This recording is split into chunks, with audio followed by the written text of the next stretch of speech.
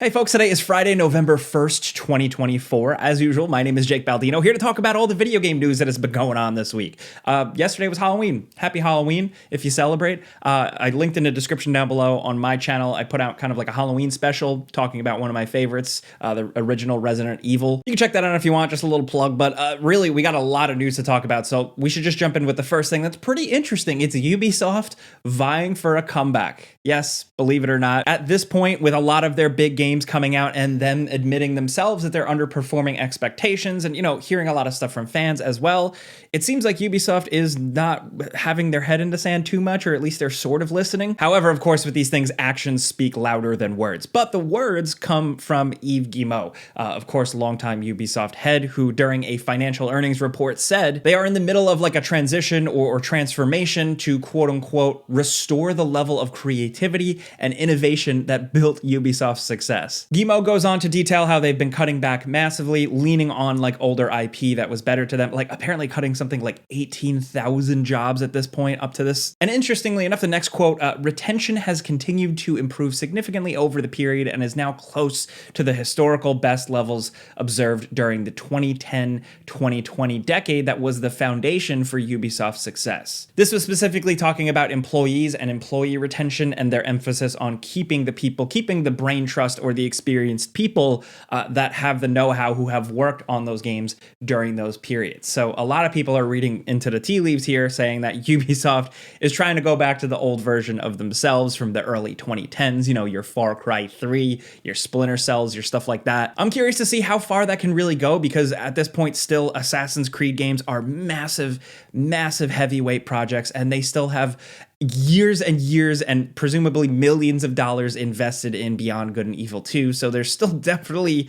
a lot of growing pains they got to get through. But I've dunked on a lot of Ubisoft games recently. I have been happy with their output, but I'd be happy to see them go back to the old mindset, the old ways. More simpler, more pared down games. Not cynically focused on keeping me playing for 200 hours or something to justify the $60, $70 price tag, but something that actually really feels worth my time.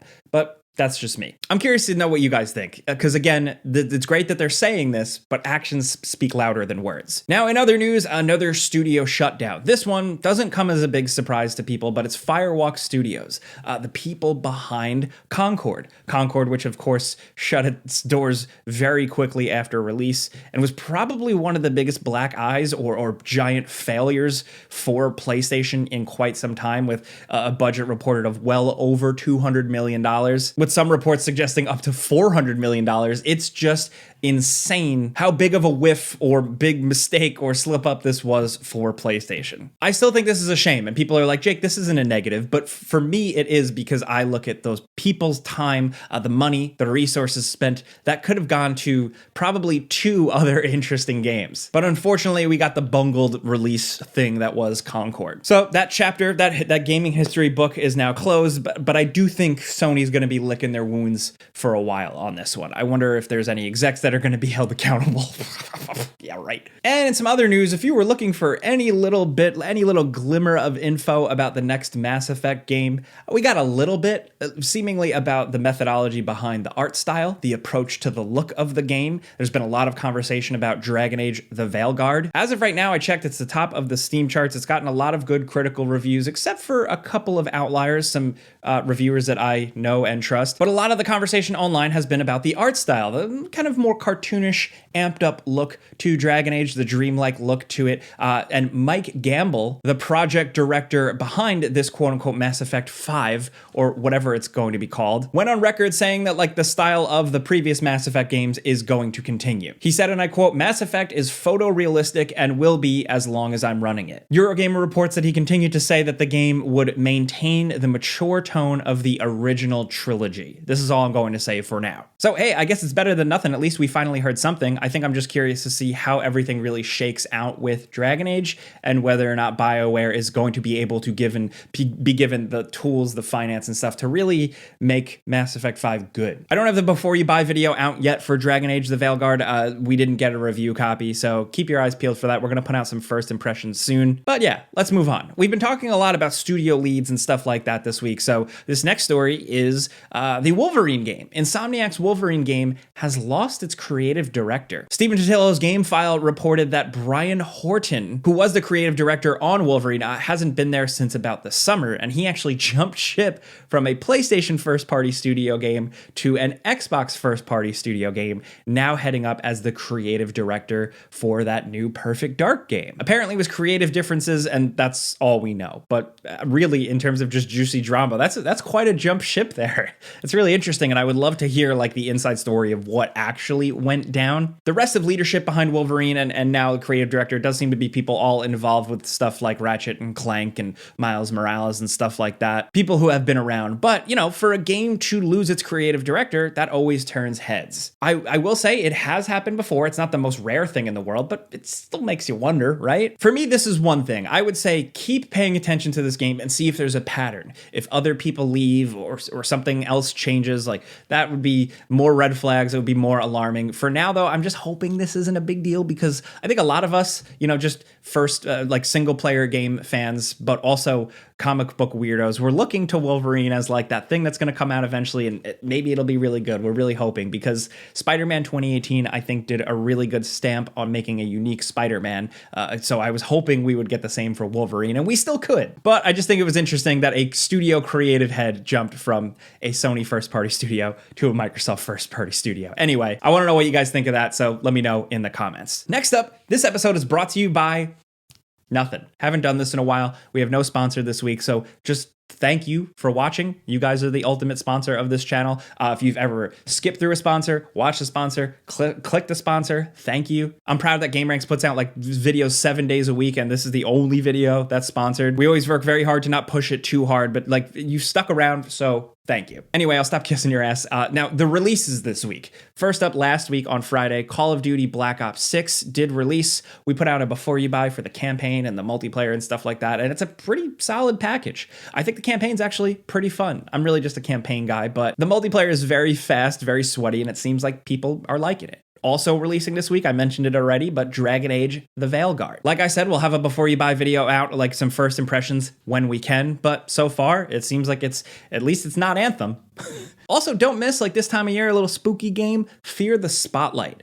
This is a little bit more of like an indie lo-fi game, but it's published by Blumhouse, and it's very much like PS1 inspired. I played this back at Summer Game Fest. I think it's pretty cool and creative. If you like indie games, if you're looking for a smaller but spooky experience, there you go. Also, Red Dead Redemption has released on PC. I never ever thought I would see the day, but so far it seems like a pretty straightforward port, not a lot of bells and whistles, but the most important bell and whistle is that it has ultra-wide support. So you're damn right. I didn't do the before you buy for this one, but you're damn right I'm downloading it and playing it this weekend. Also, Horizon Zero Dawn Remastered released on PS5. It's a $10 upgrade if you already have the game. If you don't, it's $50. It essentially makes the original Horizon look a lot closer to Horizon Forbidden West. They rework like the character lighting, the facial animations and stuff like that. Lots of details in the environment, higher resolution, details. Did I think they needed to do this? No, but I think they didn't screw it up, and I think they did a decent job. So the before you buy we did on that, just a quick one. It's linked in the description as well. Also, a cool thing to check out, Ed Boon teased some gameplay of Ghostface in Mortal Kombat 1, and he looks absolutely awesome. This is really cool, and this is dropping November 19th. Also, wanted to link an interesting interview with Arkane Studios former founder, lead, Rafael Colantonio, like the legend behind stuff like Dishonored. He, of course, left after Prey in 2017, but like he was the founding father of the studio in the late 90s. He did an interview with Jeremy Peel and essentially confirmed what we all thought, which was that Bethesda owning Arcane, Bethesda really didn't have interest in continuing to pursue the types of games that Arcane really specialized in making. That being like the immersive sim style game, the Dishonored and Prey style games. And to be fair, those games historically did not sell super well. Those games weren't massive smash hits. They were more for a niche audience, but they're absolutely incredible games. So yeah, his words, he said, all I can tell you is that part of the reason why I left Bethesda was that they did not want to make the kind of games that we wanted to make. He then went on to compare Arcane to like Larian or From Software in terms of how they just make the same thing and they're really good at it. Quote, those are people that have been doing over and over the thing they know exactly how to do until it hits super hard. So to me, that's what Arcane had to do. But unfortunately, after Dishonored and Prey and like them not selling as well as Bethesda had hoped, he said, and I quote, they decided that was not part of the strategy anymore. So there you have it. It's something that we all kind of thought. It's all what we speculated. And now from the horse's mouth, one of the heads behind Arcane and Dishonored and Prey came out and confirmed it. Unfortunately, it's the nature of the beast and business. Now, in other weird news, Nintendo released a music app. Yes, Nintendo Spotify, sort of. You can download it for iOS and Android, but you have to log in. You have to have a Switch Online subscription.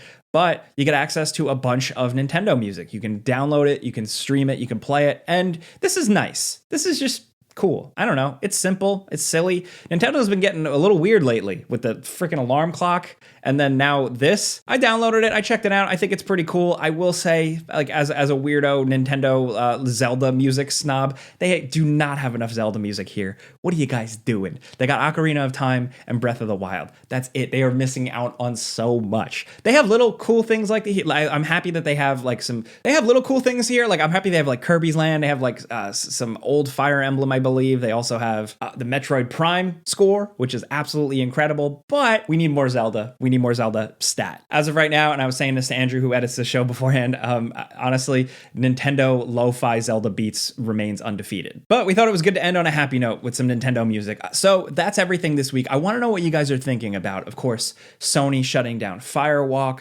to Ubisoft vying for a comeback, kind of, sort of, or at least saying it, and the project lead behind Wolverine leaving, the creative director leaving. How does that make you feel? Let's talk about this stuff. I definitely want to hear from you guys, but also there's going to be that pinned comment down below. That's like where we say, hey, what are you playing? Reply to that thread, because all the replies we actually look at because it helps for our research. We like to just see what games people are playing and talking about. It doesn't matter if it's new or old. It literally helps our research. So thank you. But really, that's it. I got to get back to work. So thank you very much for watching. You know, we're here every single Friday, just getting you quickly caught up on some news and stuff like that. Clicking the like button helps us out. If you haven't done already, thank you. But I'm Jake Baldino. Have a great weekend. Be safe.